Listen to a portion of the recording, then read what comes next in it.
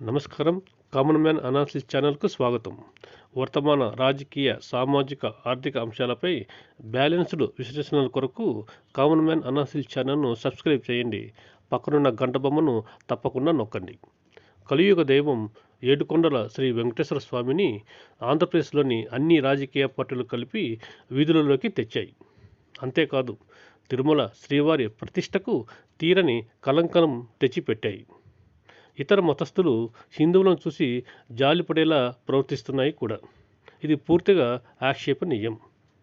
కలియుగ దైవం శ్రీ వెంకటేశ్వర స్వామి నిలవైన తిరుమల క్షేత్రం ఉన్న భూభాగాలను అనాదిగా పరిపాలించిన కుతుబ్ షాహీలు కానీ, అసఫ్జాహీ నవాబులు కానీ, ఆర్కాట్ పాలకుడు టిప్పు సుల్తాన్ కానీ తిరుమల క్షేత్రాన్ని అపవిత్రం చేయడానికి, విధ్వంసం చేయడానికి సాహసించలేదు. అటువంటి పుణ్యక్షేత్రం తిరుమలను క్షుద్ర రాజకీయాల కోసం నేటి రాజకీయ నాయకులు శ్రీవారి పవిత్ర ప్రసాదం లడ్డూ ప్రాశస్త్యాన్ని కించపరచడానికి ప్రయత్నించడం శోచనీయం. వైఖాసన ఆగమ శాస్త్రాన్ని పాటించే తిరుమల క్షేత్రంలో అఖిలాండ కోటి బ్రహ్మాండ నాయకునికి ప్రతిరోజు చేసే అభిషేకాలకు, ఆర్జిత సేవలకు, లడ్డూ ప్రసాద తయారీకి ఒక నిర్దిష్టమైన విధానంతో ఆగమ శాస్త్రం ప్రకారం పాటించబడుతూ ఉంటాయి. ముఖ్యంగా పవిత్ర లడ్డూ తయారీకి దిట్టమైన కొలతను పాటిస్తూ ఉంటారు. విజయనగర చక్రవర్తుల కాలం నుంచి చంద్రగిరి రాజుల వరకు, ఈస్ట్ ఇండియా కంపెనీ నుంచి జమీందారులు, పాలెగారులు, మహంతులు, అయ్యంగార్ల వ్యవస్థ వరకు లడ్డూ తయారీలో దిట్టంను ఒక శాసనంగా పాటించారు. అనాది కాలం నుంచి పవిత్రంగా, నిష్టగా, రుచి శుచి కలిగి అనేక కోట్ల మంది భక్తులు ఆరగించిన లడ్డూ ప్రసాదంపై రాజకీయ విద్వేష పడగనీడ పడడం పూర్తిగా ఆక్షేపణీయం. శ్రీవారి పవిత్ర ప్రసాదం లడ్డూ తయారీలో వైఎస్ జగన్ ప్రభుత్వం ఉన్నప్పుడు కల్తీ నెయ్యి వాడారని, జంతువుల కొవ్వు, చేప నూనె, పంది కొవ్వుతో కల్తీ చేసిన నెయ్యి లడ్డూలతో వెంకటేశ్వర స్వామికి నైవేద్యం పెట్టారని, ఆ లడ్డూలనే శ్రీవారి భక్తులకు పంపిణీ చేశారని ఆంధ్రప్రదేశ్లో అధికార కూటమి నాయకులు చంద్రబాబు, పవన్ కళ్యాణ్లు ఆరోపిస్తున్నారు. సహజంగానే ప్రతిపక్ష వైఎస్ఆర్సీపీ ఈ ఆరోపణలను త్రోసిపుచ్చింది. తిరుమల లడ్డూ తయారీకి ఉపయోగించిన నెయ్యిలో చంద్రబాబు, పవన్ కళ్యాణ్లు ఆరోపిస్తున్నట్లు జంతువుల కొవ్వు, చేప నూనె, పంది కొవ్వుతో కల్తీ అయిన నెయ్యిని వాడే అవకాశం లేదని, ఇదంతా కేవలం అధికార కూటమి నాయకులు చంద్రబాబు, పవన్ కళ్యాణ్లు రాజకీయ కుట్రతో చేస్తున్న ఆరోపణలుగా వైఎస్ఆర్సీపీ నాయకులు కొట్టిపారేస్తున్నారు. ఈ క్రమంలో ఇటు కూటమి నాయకులు, అటు వైఎస్ఆర్సీపీ నాయకులు చేసుకుంటున్న విమర్శలు, నిందారోపణలు, దూషణలు, తిట్లు పరాకాష్ఠకు చేరాయి.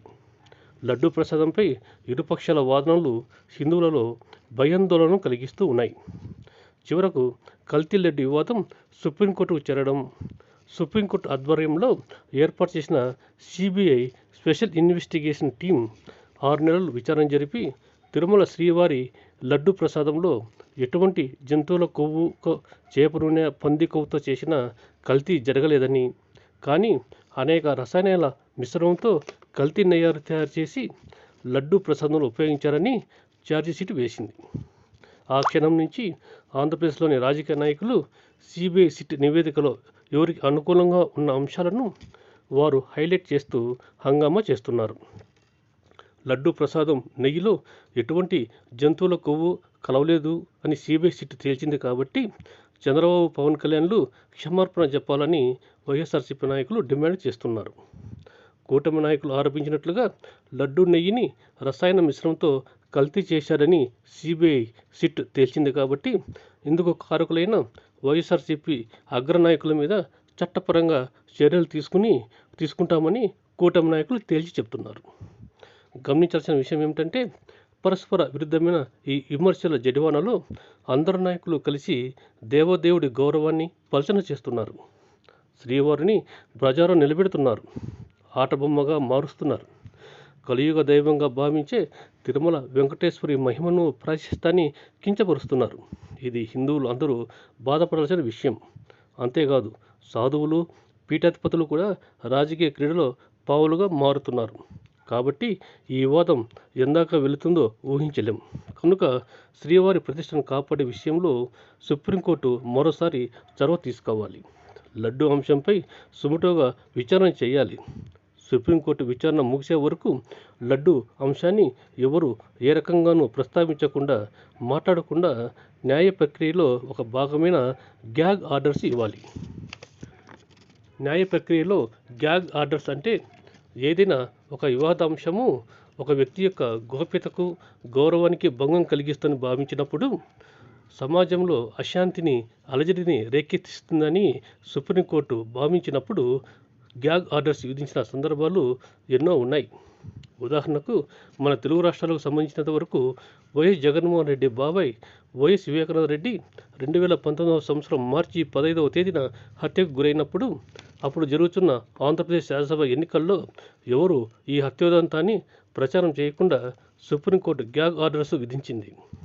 అలాగే జస్టిస్ ఎన్వి రమణ గారు సుప్రీంకోర్టు న్యాయమూర్తిగా ఉన్నప్పుడు ముఖ్యమంత్రి హోదాలో వైఎస్ జగన్ ఎన్వి రమణ గారి మీద సుప్రీంకోర్టుకు ఫిర్యాదు చేసినప్పుడు, అప్పుడు ఈ సుప్రీంకోర్టు ప్రధాన న్యాయమూర్తి శ్రీ ఎస్ఏ బాబ్డే జగన్ ఫిర్యాదుపై గ్యాగ్ ఆర్డర్స్ విధించిన సంగతి అందరికీ గుర్తుండే ఉంటుంది.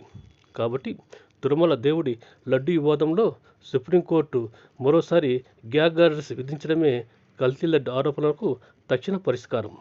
తద్వారా రాజకీయ పార్టీలు హిందూ సమాజంలో పెంచుతున్న వైషమ్యాలకు ఫుల్ స్టాప్ పెట్టవచ్చు అనేది ఈ కామన్ మ్యాన్ అభిప్రాయం. ఈ విశ్లేషణ మీకు నచ్చితే కామన్ మ్యాన్ అనాలిసిస్ ఛానల్ను సబ్స్క్రైబ్ చేయండి. పక్కనున్న గంట బొమ్మను తప్పకుండా నొక్కండి.